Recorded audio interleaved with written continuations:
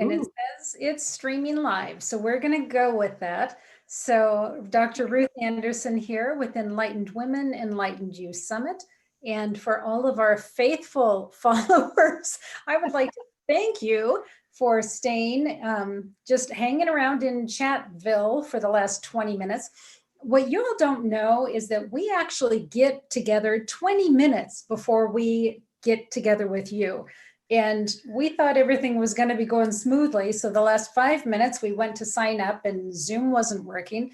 So we started again and Zoom wasn't working. I completely shut down my computer and it wasn't working. So finally, Terry tried it. So now we believe we're on. So we're just going to go with that. We are. Yay. We are on. Day 5, we did it. So pleased about that. I would like to introduce Linda Patten to you. First of all, I would like to say for those of you who have been watching the advertisements coming out about Linda, Linda is not a doctor and Linda is not a 4-star general. And every time I turn around, Linda's getting promoted to some new career that she actually never had. So Linda, we will accept you exactly as you are right now, even if you don't have all those initials after your name. So Linda, why don't you come on and say hello to folks? Hi, everyone. It is so great to be here with you today. And I so thank both Terry and Dr. Ruth for inviting me to be on the summit and to be able to speak to you all about leadership and lost voices and my background. So we will talk a little bit about who I am and where I came from, even though I'm not a 4-star general. And I'm looking for that honorary doctorate from some university. So if anyone has that capability, I would be delighted to do a commencement address. So yeah. I love it. Before we get started, want to make an announcement. Today is Linda's birthday, and today is not just any birthday. Today is Linda's 70th birthday, and she's choosing to spend it with us. So thank you, Linda, so much for being with us here. And I wanted to share a little passage out of our journal. This is the Enlightened Women, Enlightened Journal, and each speaker has a quote here. And I found this one. I wanted to share it with you for your birthday, Linda. Okay. This is by Sylvia Ferrero, who's one of our speakers. And it says, there is this place of curiosity and openness. And I'm going to say deep, deep humility, that I get to be a vessel for life, as a vessel, an expression of God, expression of life, whatever you want to call it, whatever you want to believe in. But this isn't mine. This life is a gift. This vessel, this body is an absolute gift. And happy birthday to your 70-year-old vessel. Thank you so very much. Yeah. Happy birthday, Linda. Thanks, Terry. It is a special birthday, and I really am honored to be with all of these fantastic, amazing women on this show as well as in this summit. It's an honor. It's like a big old birthday party. It is. Yeah. So we start our shows every time with an intention for our time together. And Terry, we would love for you to do that with us now. I am honored to be able to do that, Ruth, and thank you. So what we do is connect our energy first. So if you would place your hand on your heart center, because that brings your focus to your heart, your beautiful heart center. And let's start slowing down our breath. Just take a deep breath in and release it slowly. Start feeling that grounding that happens when you do that. Add in some gratitude. So grateful for this day. So grateful for Ruth and this amazing summit. So grateful for Linda being here with us. And as you keep breathing in deeply, I'm going to ask 4 of our archangels to join us. Archangel Michael, please join us for the protection that you bring to the summit. Archangel Gabriel, we invite you in for those messages and the clarity that you bring. Archangel Raphael, please touch the lives of those hearing these words and let it be a healing moment for them. And Archangel Uriel, help us to find our balance and our grounding. Thank you, thank you, thank you. And now I'm going to read the intention that we have set for today in the summit. It is our intention that everyone hearing these words today find themselves immersed in the beautiful energy of Divine Mother, along with Archangels Gabriel and Michael. May we all open up to the healing of our communication centers, both individually and as a group, to be mindful of how our words and intentions can build someone up with love and grace. May we also be mindful that when one door closes, another one opens, and continue to find a way to move forward in living out our soul's calling. And so it is done. Thank you all for joining today. Beautiful. Thank you. Thank you. Thank you. Okay, so we're going to go ahead and start the video. And stay with us after the video because we're going to get to talk to Linda. So just hang on.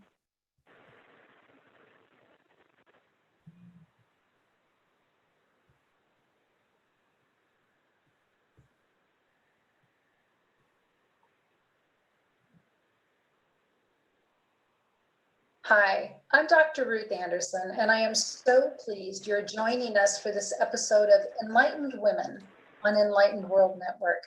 So I'd like to ask you just grab a cup of coffee, whatever's going to help you be more comfortable, and join us. Today we're talking about bringing together body, mind, and spirit, and connecting to our own divine feminine energy. So we're all spiritual beings having the experience of being in a physical body. I'm not always the best at connecting in with the physical body part because I spend a great deal of time connecting in with spirit and Archangel Michael. So I'm still learning how to better connect in with my own body. I'm very excited to share a light worker with us who's been learning a great deal about the body, mind, spirit connection. So this is Linda Patten. Linda is a leadership trainer for women entrepreneurs and change makers. Her life's work is to train women in the arts and science of leadership. And this is so they can discover the extraordinary women leader within and learn the skills they need to be effective, influential, and successful in whatever endeavor they choose. So Linda, welcome to the show today. Thank you, Dr. Ruth. It is so great to be here and share with your audience. Well, I'm thrilled to have you here. And first, what I would like to share with our viewers is an article that you wrote for Enlightened World Online. And this article is called Tale of a Lost Voice, How a Powerful Calling is Unstoppable. So here we go. What is a speaker, educator, radio show host, friend, confidant, and or leader without a voice? The answer is silent, hidden behind the curtain, marginalized, someone to be pitied, and so much more. I can see it in their eyes as I struggle to push each word out of my mouth, only to have it croak and gasp as it enters the air. It is a horrible sound. It is not even the beautiful, husky, smoky voice of Lauren Bacall. It is just plain ugly. I believe my voice is my life and my movement. So is there a hidden message for me in losing my voice? There is always the physical. I had surgery in January, and this ordeal began shortly thereafter. So was there a problem with the tubes they put down my throat to knock me out? Was it the surgery that took 2.5 hours and my throat didn't like that? Was it something unrelated to the surgery? Yes, it is physical, at least to some degree. There is no explanation as to how it started, and I could see the damage done right on the x-ray. My left vocal cord has a nodule on it that prevents the cord from vibrating. So there's that. There is also swelling in the surrounding tissue.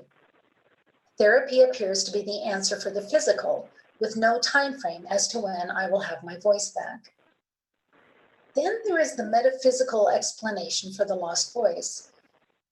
Perhaps I was just a bit too out there in public.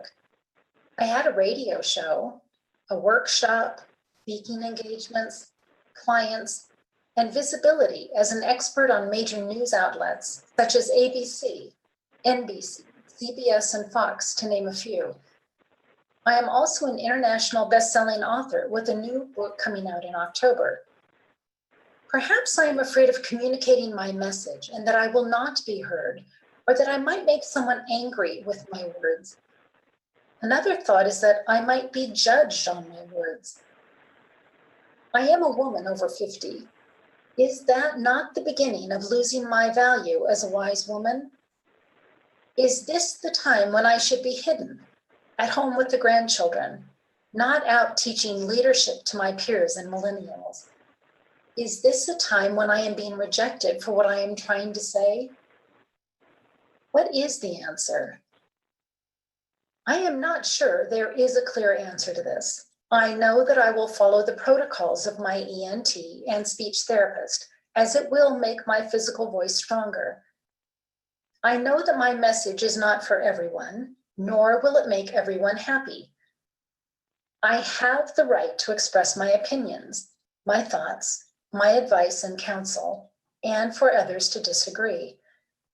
I know not to take negative responses personally, but rather to see them as not now. I have come to understand that while my vocal wings may be clipped, my message cannot be silenced or quieted, and my voice is not the only communication that defines me. As Alexander Graham Bell noted, when one door closes, another opens, but we often look so long and so regretfully upon the closed door that we do not see the one which has opened for us. As someone who relies on her voice to get her message out there, it was a challenge to see the doors open to me. But I've learned there are so many other ways. As a writer in the midst of writing my second solo book, 6th anthology chapter, book reviews and forewords, magazine articles, blogs and such, my message continues to be spread around the world. It is time to fully express my words in alternate media. My calling and the confluential way. I will not hide my light under a barrel, nor allow it to be dimmed by losing one aspect for a short time. Rather, I am exploring other avenues of expression for my message to be unleashed. I can still bring all the elements of feminine leadership, like empathy, joy, creativity, connection, hope, and love of life, to join with more masculine elements in a truly confluential way. I know my story can and will inspire someone who is also living with clipped wings, in whatever form that takes, to explore the elements that truly define them. We don't necessarily require every body part to function at 100%. I will not give up being a messenger of my vision, my movement, or my leadership. For whatever reason I'm experiencing this right now, I'm using the experience to assess, to rest, and rejuvenate, and to steel my resolve even more to use my voice to educate, inspire, and motivate women leaders to step into their confluential leadership. Well done. I appreciate that. It was a work of the heart, really. And for me, not that writing was difficult for me, but this just flowed. Excuse me a minute. Pardon? Coughed up. That's all right. That's all right. You're still healing, I know. Yeah, but I think it was a piece that needed to be written, because so many of us do hide behind where the door closes. In this case, it's my voice. I could have very easily said, okay, well, for 6 months, I'm not going to say anything, and I'm not going to write anything, and I'm just going to hide. And that's not what Spirit or I wanted to do. But was there a reason that your body was struggling? Was that, do you think in hindsight, so your mind and your spirit might do that resting thing, maybe look at things a little bit differently in this time? Do you think it really was just the throat being, upset during the surgery procedure? What do you really think now that you're really pretty much through it? Pretty much. I would say that in some respects, the whole episode was a reaction to last year. I really pushed last year. I had a coach who said, have one launch every quarter. I had 4 per quarter. So I was constantly running and pushing and out there, and I'd have at least 3 to 4 speaking engagements a month. I was at networking events. I pushed because I really wanted to get this message out. I really wanted to talk about the marriage of the masculine and feminine qualities of leadership into what we've trademarked as confluential leadership, because it's really necessary to bring both together for we as women to step into the just right leadership that we need to provide. And I know in November, after just before a conference, I started to not be well, and I started to lose my voice there. I thought, okay, well, we'll make it through this.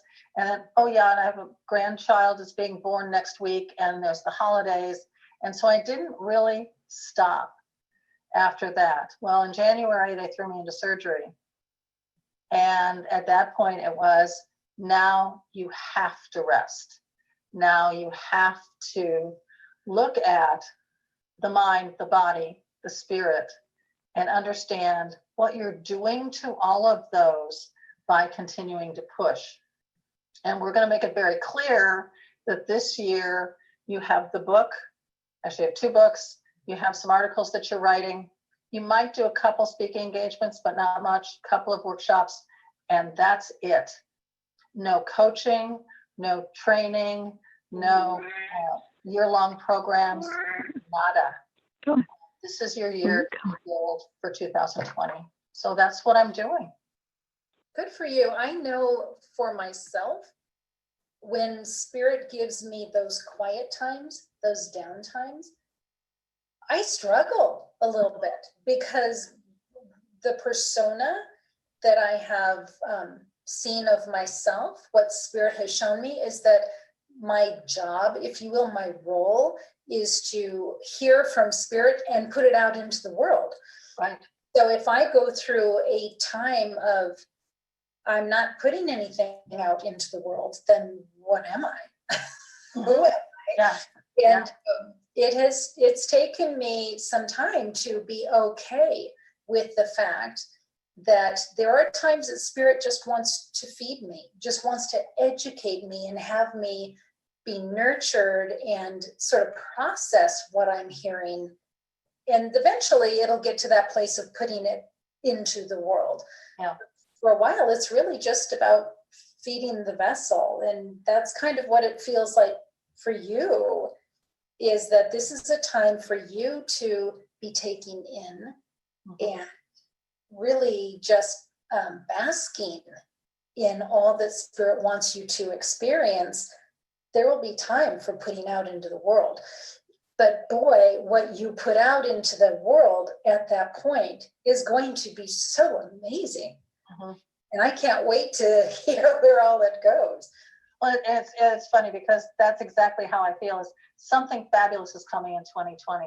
I'm not exactly sure what it is, but my board of directors are my spirit guides. So my various archangels, my totems, that kind of thing. And I find them hilarious, because I'll say something like, so I'm going to offer a year-long program.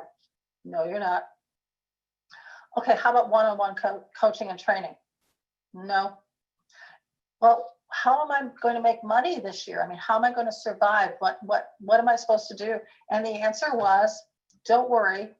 When you need it, it'll be there. And so for me, that's a real stretch. I'm the Energizer Bunny. I am a goal-driven individual, type A personality. And so like you sitting back and saying, okay, let it come, is just 180-degree difference from who I am. But I'm learning how to spend more time in meditation, more time in reflection, reading more. I'm doing a study right now on Mary Magdalene. That came up in spirit when I did Nancy Tar Hart's book. And I wrote the foreword for her second volume. And I said, we're meant to do a book on the two of them, on Mary and Mary Magdalene, and how they showed leadership at a time when women weren't leaders. And I'm just really excited about that. I know it's not till next year, but it's allowing those kinds of things to come in and come down, and to be able to sink into them and say, okay, I can wait. And it's really hard sometimes. It means we have to learn how to do things differently. Spirit's working in a different way than what we're used to. And I would love to put a plug in for Dr. Nancy Tar Hart's 2 books as well. They are absolutely phenomenal. And I don't recall a time that I've actually read a book through with a dictionary right next to it. Dr. Tar Hart, such a scholar, and she's such a beautiful soul as well. So to really get to live in her world by reading her books was such a treat and such an honor. So I recommend Dr. Nancy Tar Hart. She's out at Notre Dame in Maryland this is an adjunct professor. But I'd love for anybody to look her up and check out her 2 books on Amazon.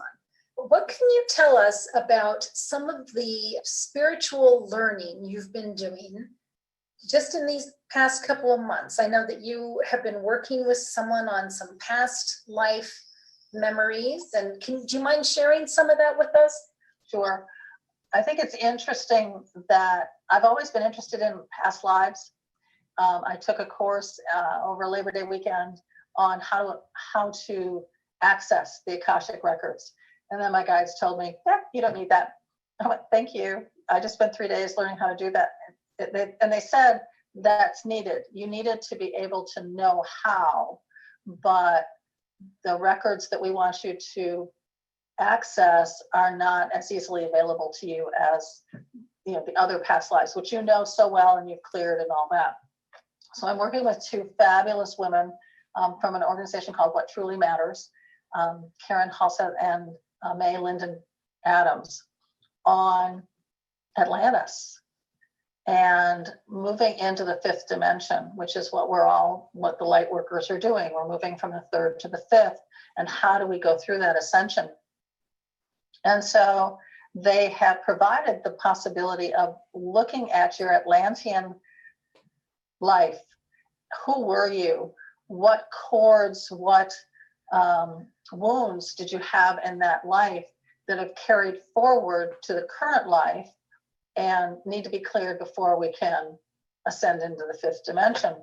And so I had a session last week, and I learned that I was like the chief communicator for Atlantis, that I had a whole team of people that I worked with on communication, which is interesting because now my voice isn't working. So it's interesting that I was working with communications. But I was also isolated from the people who were, in essence, running Atlantis and who had this very interesting view of what the ascension should look like, and were trying to manipulate it. And so when they sent the light beam up to the sun to have it bounce back, that was supposed to enlighten and raise up the vibration, it actually destroyed the island and turned the world upside down, basically. So what I learned from that, as they're telling me, where this affects me in my chakras, it turns out it's every one of my chakras was impacted by this that needed to be clear. And I think the one that most relates to what's going on now was my throat chakra. She said, well, I understand now why you can't talk. She said, most cords, if you and I recorded, it would go from me to you directly. the cords that I had weren't in my throat, were not going out to someone else. They were wrapping around my throat so that it was like a tight constricting noose that was keeping me from speaking. And again, this was because I couldn't speak my truth to the folks who were the leaders of Atlantis at the time. I was not listened to, which is some of the things that I talked about in the article, not being heard, being an older woman and now being marginalized. And, it's okay, dear. It's time for you to retire. I can't tell you how many people have said, it's time for you to retire. I go, I don't think so. Don't think so at all. Well, you should be with your grandchildren. I go, I will, but in my own time and in my own way. But I have work to still do. And I can't stop just because I've turned a certain age. And so the cool thing, I guess, is to get on the table with them and then having their guides that clear that, and how phenomenal it felt to be able to get off that table and realize that there was no constriction and to be able to move forward. Wow. So how long were you basically without a voice? I would say from January to the end of April. That's a where lot. there was no voice. I did my radio shows. I did 2 radio shows in April. Both of them, I was on mute. Thank God I wasn't on video. On mute more than I was on the air. And like you, I ran my radio show as let's have coffee, let's have a conversation. So I could let my guest be more expressive and really have more to say, because I could ask just that right pithy question and they could go on for a bit and then I could come back. My last show was on April 22nd. I asked Rebecca Hall-Greiter to be a co-host with me. And then Marlene Elizabeth was my guest. And I said, just in case the voice goes, you can pick it up. And in the last segment, I said, Rebecca, if you wouldn't mind taking this on, because I could tell that it was going. And she finished the segment for me. But I could run about 30 minutes and then it would start to drift out into Never Never Land. So yeah, I'd say not until about the 1st of May. So it's only been a couple of weeks that I've actually had a voice that doesn't sound like a croaky frog. Between Rebecca and Marlene, they could have carried the entire 30 minutes by themselves. You could have, gone out for coffee or something, but Right. but wow, even at that, it was difficult for you too. Yeah. Wow. I was talking with a gentleman, it's been several months now, but he really envisioned his life calling as teaching others. And he had this amazing ability to take in all kinds of spiritual learnings. I mean, he was just like this sponge, and he just a wealth of knowledge. And in his mind, he needed to be teaching it. And he really only saw him teaching it in one way. And unfortunately, his body was not in agreement with that. Yeah. He had been in very significant accidents that left real damage, in his body, and that he had dysentery on top of it. So between those two things, he was at home. He slept much of the day. And I spoke with him about, because Spirit was showing me him creating podcasts and being able to reach audiences and do his teaching that way on his own time, in his own living room, not having to go travel to do this teaching. But unfortunately, he was so caught in what he thought was the way he should be doing teaching. So therefore, he wasn't doing any of it. And it really was showing me that body, mind, spirit coming together. Sometimes we really need to work with that body piece and live with the reality of the body that we're given and make it work. And sometimes we have to be really clever in the ways that we work around the obstacles that the body is giving us to do that. But it was really kind of sad to watch, because he was an amazing spiritual being but his body was holding him back from really living his soul's calling. So I'm praying that that has turned around and that he has considered some other options. But I knew that his audience was similar people that couldn't leave home, that really he could understand them so well, and they could understand him because they all were living with the same setbacks, if you will. And I think the thing that's really critical is that this is a time when you can do that. You know, had you go back before Zoom and this kind of thing, you had to be live because there was no other way to be. But now there are so many options on the web that you can get your message across, that no matter what your body's doing, you can do it and get out to the people that you need to, especially those who are like you, who need to hear what you have to say. And I think that's really important.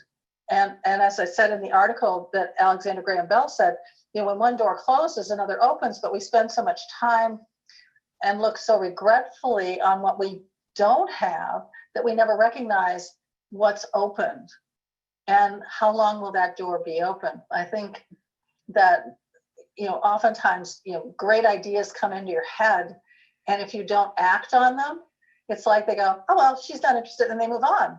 And then, you know, 6 months, a year, whatever, you see a book or you see a course and you go, I thought of that. And it's like Spirit says to you, well, yeah, you did, but you didn't take action on it. So we sent it to somebody who would.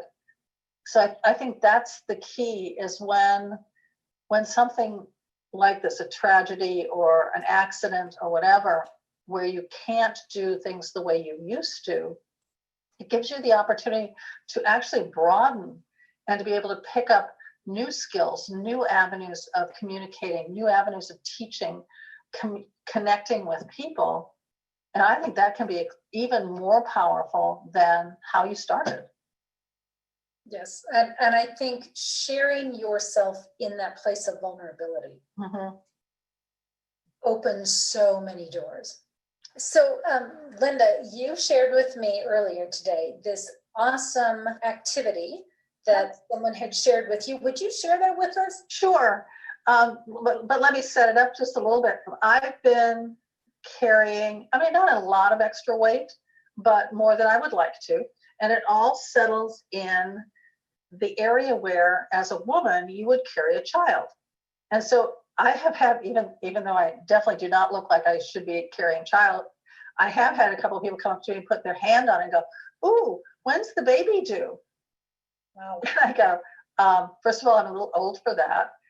But second of all, I also had set it up in my mind that I was due to birth something, whether it's a new program, a new idea, whatever it might be. And that until I did that, I would have this, because to give you an idea, my first daughter was 11 pounds, 5.5 ounces.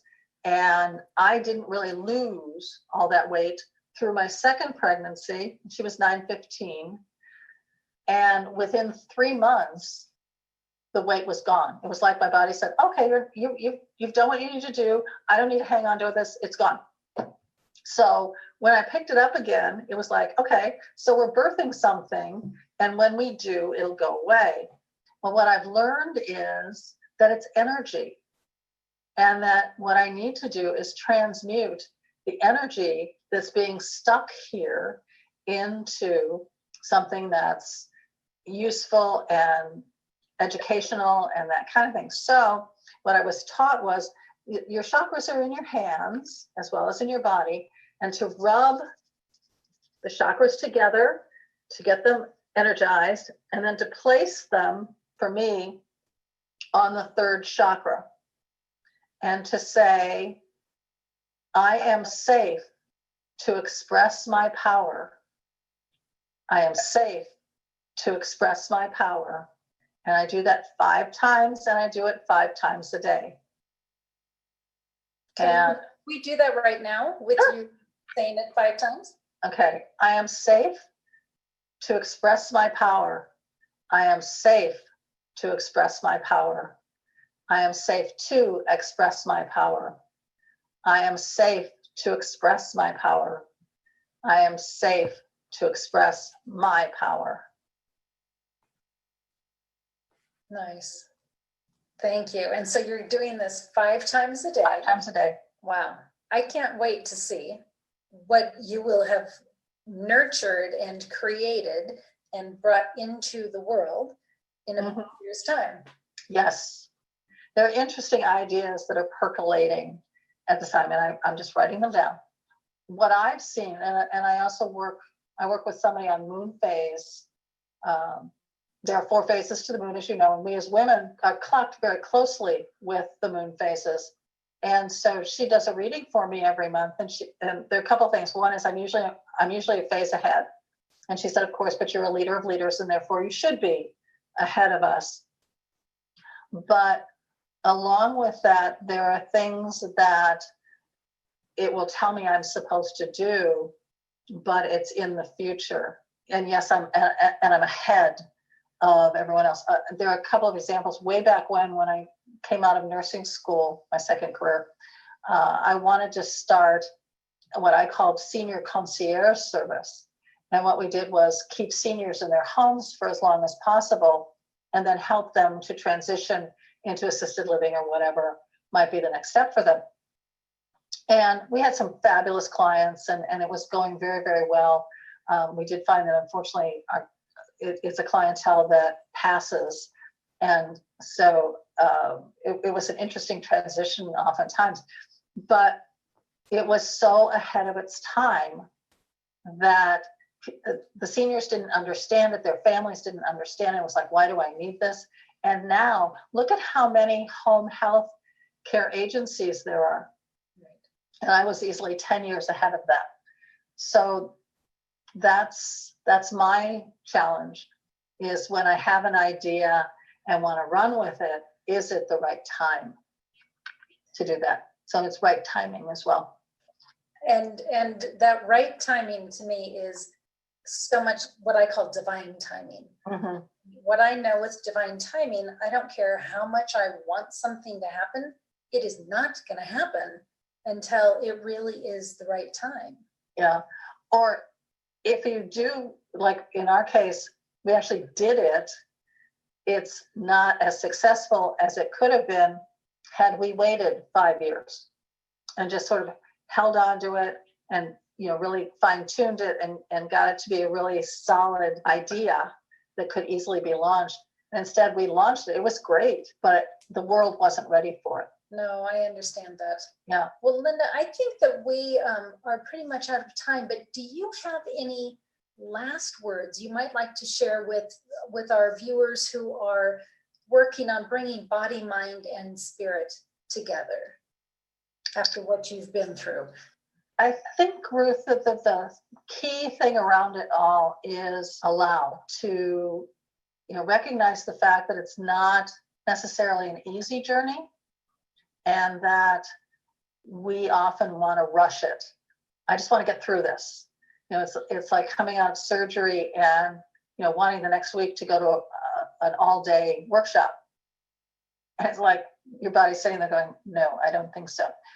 So it's recognizing what you've gone through and the fact that all the parts need time to heal and to sit back and relax into it and really learn what you were meant to learn from the situation. In this case, what was I meant to learn? It's that my voice is not the only way that people can hear me, and to be okay with that, and to really look at the possibilities. And I think that's the exciting part of it, is it opens up so many doors that you didn't even know existed, and allows you to see a whole new way of seeing your life, your beliefs, and your spirit. Beautiful. Thank you so much.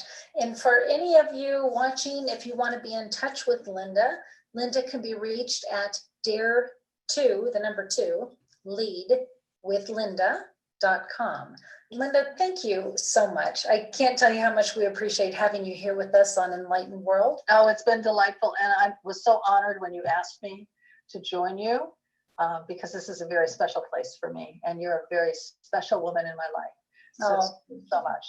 Thank you. And we'll look forward to having you with us with Enlightened World Network next time. Take care.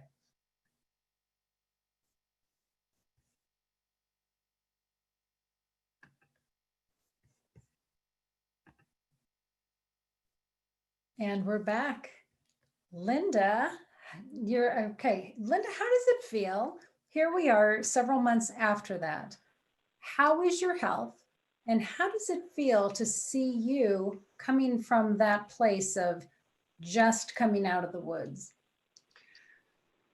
It was interesting because I usually don't ever look at myself on video. I'm very critical about that. And I wasn't. It was like, this woman is really sharing from her heart, which is something, as you know, I have a difficult time with. I am very much an intellectual, so I spend a lot of time up here. Being able to do that whole show from my heart was a stretch. And yet, as I'm looking at it, I'm going, wow, you really were vulnerable. You really shared the things that touched your heart. And right now my health is better. As you can tell, I have a voice. It's still a little scratchy. We're now playing with a GI doctor to see what might be going on in the esophagus, but I can speak. I did Rebecca's Summer Stars last weekend and was the MC. So I was on and off the stage all day long. And I'm able to get my message out that way. I still like the fact that I have alternatives, that I can write magazine articles, that I can do blogs and that kind of thing.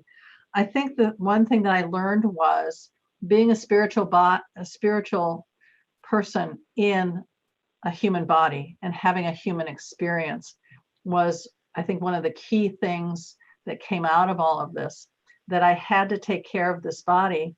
Otherwise, no matter how much I wanted to do on a spiritual level, if the body wasn't there, it wasn't going to happen. So I've learned more about self-care, taking care of myself. The board of directors have changed to a council. It's more feminine. They were happy about that. We've gone from 7 to 12 plus 2. They wouldn't let the totems on the council, but they wanted them there.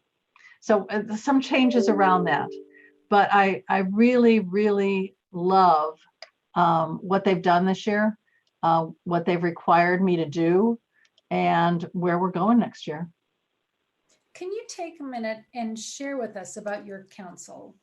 So just tell us who are the +2 and who was in the original group? The original group came out of a session that I had. I actually got to meet them, and some of them you'll recognize because they're on your council as well. Archangel Michael, Archangel Raphael, Lady Portia, Lady Faith, Mother Mary, the Universal Mothers, and the Judge Kuth Moody. So those were the original 7 that were almost like the Magnificent 7 that were on the council to begin with. They were my board of directors. When they changed their name, they said, we want to add the 4 goddesses who hold your temple. So we brought in Isis, Kuan Yin, Athena, and another archangel, Archangel Ariel, who also sits as my higher self. So we had 11. And I said, but what about the 2 totems? They're very close to me, my wolf and my cougar. They are the ones who guided me across the abyss in the Kabbalah. And I was the only one in our group with eyes closed, never wavered off the straight line of my bridge. I walked from one end to the other, never moving. And I kept waiting for her to nudge me to get me back online. And she said, I didn't have to. You never moved. I said, well, it's kind of hard to move when you got a wolf and a cougar on either side. So the council said, this is great. We have 11. And we don't want to be 13. So we want them as a +2 instead. So that's how it became 11 plus 2. Recently, we added money to the council. Money and I have had a jaundiced kind of experience. It's been a bit shaky here and there, but when we dance together, it's gorgeous. And he wanted to be more involved in the council. The council wanted him to be on board as well because he has an important part next year. So that's who they are. It's so intriguing because it takes a brave woman to come out and share who your guides are, who you take guidance from, suggestions from, who protects you. It does take a brave woman to do that. Mm-hmm. Thank you for doing that. And it also takes a brave person to come out and say, this is how I've been impacted by past lives. And you spoke so eloquently to that in our time together earlier. And I would encourage any of our folks that are listening, if you've never spoken with somebody about past lives who understands about past lives, it would be a fascinating conversation for you to have. It is. I think, Ruth, I had another reading not too long ago.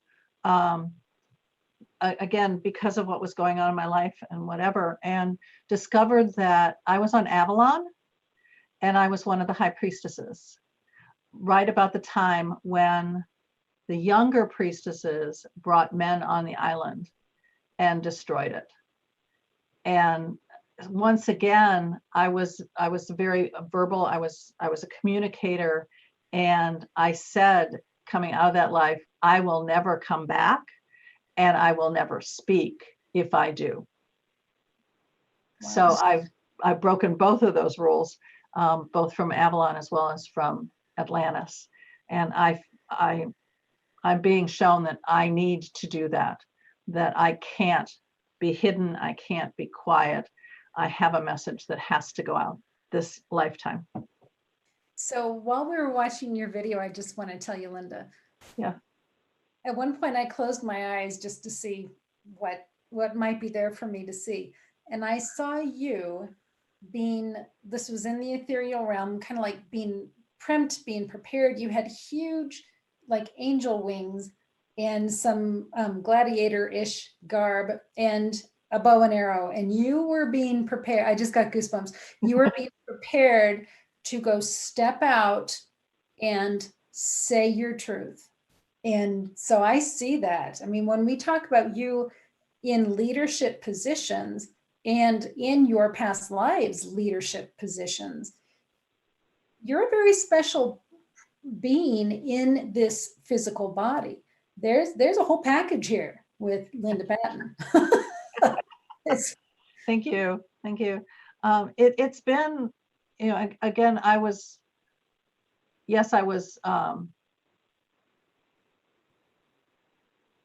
touched by the past lives and what I said I would never do. But I also had interesting results from my family, from my grandmother, who said, don't ever stand up in front of groups of people and talk. You're not very good at it. And my mother, who said, build your walls strong and thick because somebody's going to stab you in the back. So I'm thinking I know somewhere in a past life I was stabbed in the back, but that has really impacted my purpose, which is connection, which is curiosity and exploration, leading to love. And my distractions are around knowledge. I dive deeply into whatever I'm exploring, and it's to take it from here and bring it to here. As well as, and I found this one funny, a distraction for immortality, that I need to watch being concerned about legacy and not about what I'm actually doing. That it's more important what I'm saying now than to say, oh, I'm leaving a legacy. I'm going to have a library or whatever that might be. That it's the message now, not the legacy. Cool. Very interesting. Thank you. Terry, we're going to get to you in just a minute, but I want to tell you, Linda, that those 4 months that you were voiceless, I feel like we got to see that there was an ooey gooey marshmallow heart inside Yes. that we did not get to see before that. Yeah. As I say in my book, I come by my command honestly. You spend as much time as I did in the military and with a father who was a Marine and a Navy petty officer. And you have steel in your back. And, it all comes from up here. And learning that my heart was an important place to be, and that's where I needed to drop into in order to relate to other folks has been a long journey, and one that you're right, those 4 months really drove me into my heart. And that was really important. My I think I told you my dragon used to sit around my heart protecting it. Don't touch this. And then he moved to my throat, which when I lost my throat, he was protecting it. Now he sits on my back, and he's there to protect my back, which I'm okay with that because the masculine protects the feminine from behind. And he said, my name is Aman, meaning the hidden one, and I'm purple. Oh, I love that. Yeah. So Terry Angel, what's happening over in the group? Oh, we have some wonderful people on. They are wishing you happy birthday, Linda. Thank you. And Thank that's you all. great. We do have a couple of questions. Anaya is on, and she says, Linda, how did you manage, accept, move through feelings of frustration as you moved into this journey? It was, a sort of a release. I did actually try to bull through it, because, being an adjutant, I could literally be heard across a parade field, but it all came from here. And so that was the power of my voice. And I had to learn, and I had to be patient with it, which is something I'm also not very good at.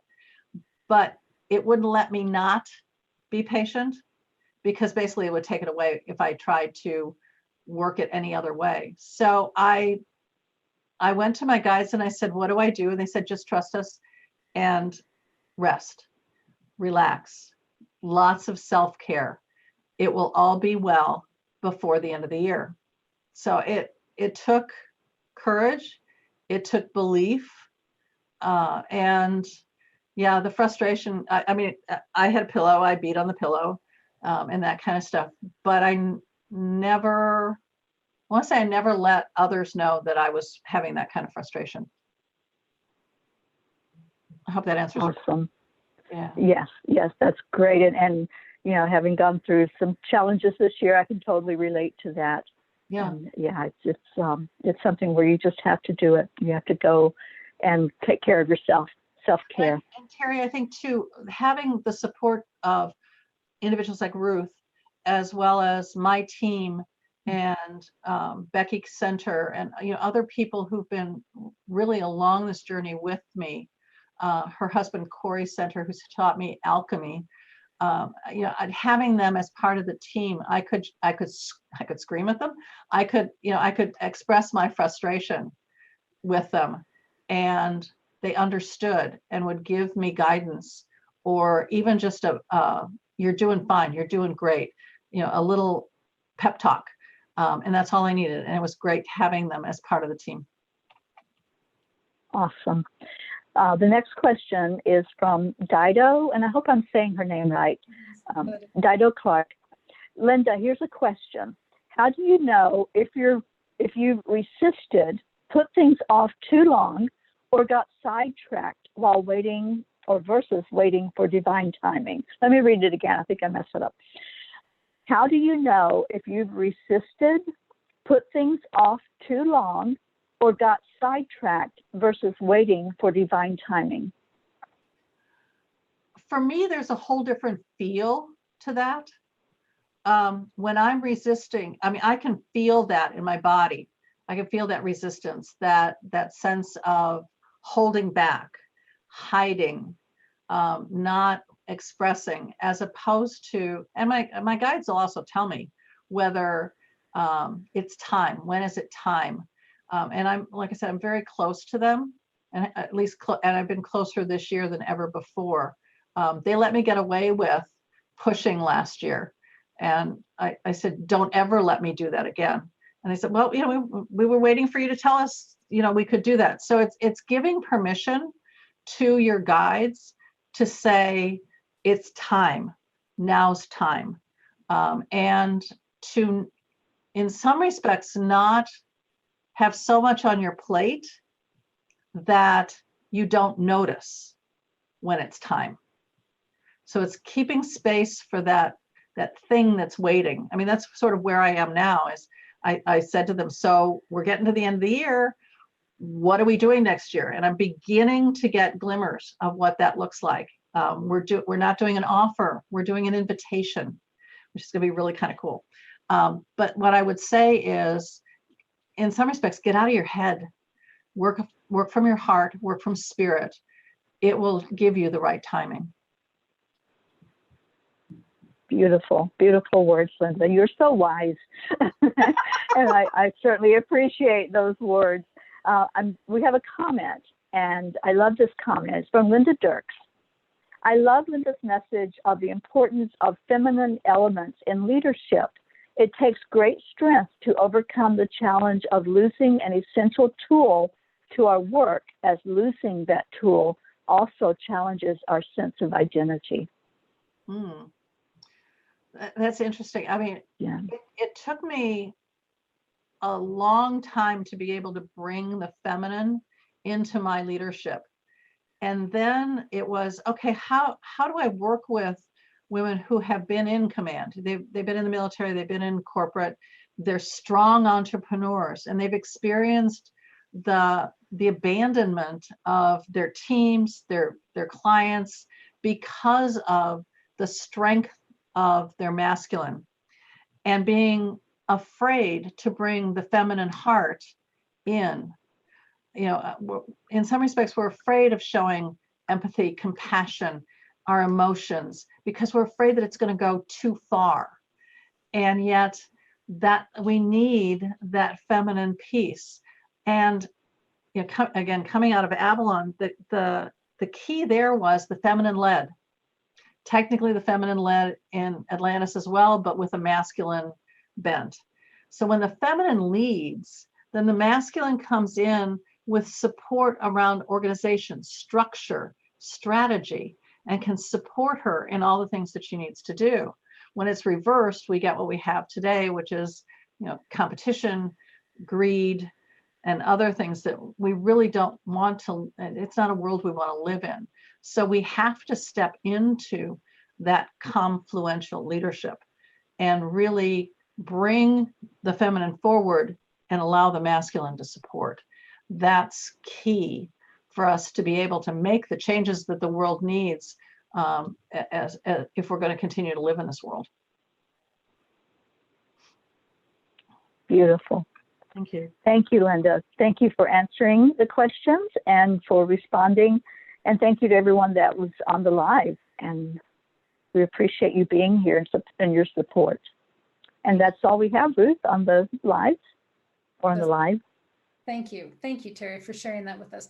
One of the takeaways there are many takeaways. I've got a whole page full of notes here, actually. But one of the things that you shared with us was the activity of saying to yourself, I am safe to express my power. And goosebumps, Linda. I would like you all to take that away with you, that you can just remind yourself as many times a day as you want, I am safe to express my power. So thank you so much, Linda, for being with us. Terry, thank you for being with us. And a reminder, tomorrow is day 6 of our summit, Friday, September 6th, and Olivia Parr-Rudd will be with us for a 2:00 Mountain Time Facebook Live. And Terry cannot join us tomorrow, so Deb Goldberg is going to be our moderator. So I'm really looking forward to that. So ladies, thank you. Thank you. Have a wonderful night. And we're going to say good night and God bless to all. Good night. Good night, everybody.